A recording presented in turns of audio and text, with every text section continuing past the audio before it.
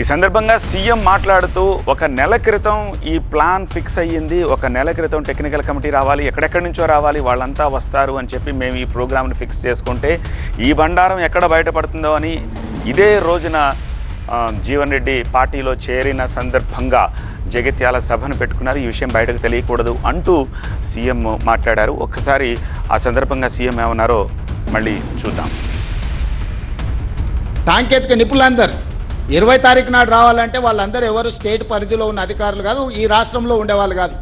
ఒకరు ముంబైలో ఉండొచ్చు, ఒకరు ఢిల్లీలో, ఇతర రకరకాల సంబంధించిన వాళ్ళు ఒక నెల ముందు మేము డేట్ ఫిక్స్ చేసుకొని ఇక్కడికి రావడానికి పెట్టుకుంటే ఇక్కడ వచ్చి వీటన్నిటిని చర్చిస్తే బండారం బయటపడుతుంది, దోపిడీ ప్రజలకు అర్థమవుతుంది.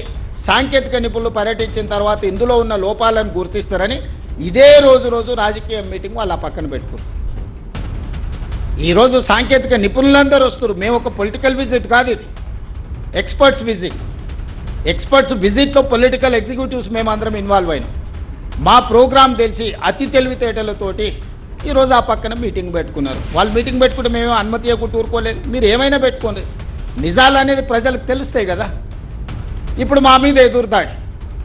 మేము ఈ మధ్యకాలంలో రాసిన లేఖ వల్ల కేంద్ర ప్రభుత్వంలో ఒక కదలిక వచ్చి నేను కేంద్ర ప్రభుత్వానికి మిగతా దగ్గరలో కూడా ఒకవేళ మీరు తక్షణమే సిబిఐ విచారణకు ఆదేశం చేయకపోతే తొందరలోనే ఆందోళన కార్యక్రమాన్ని ప్రకటిస్తాం కాళేశ్వరం నుంచి అని చెప్పి వాళ్లకు సమాచారం పంపడం జరిగింది.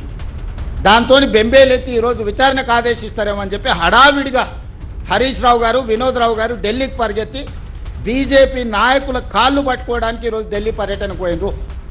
ఒక పక్కన బ్రహ్మాండం బదలవుతుంది, ఇక జీవన్ రెడ్డి గారు వచ్చారు, మాకు జీవంటం దొరికింది, ఇంకా మా కండలు పెరుగుతాయి, మేము అధికారంలోకి వస్తాం అని ప్రగల్భాలు పలుకుతే అంత పెద్ద జీవంటోన్ మీకు దొరుకుతున్నప్పుడు మీరు ఢిల్లీకి ఎందుకు పరిగెత్తాల్సి వచ్చింది? పొద్దున్నే లేచి చెప్పకుండా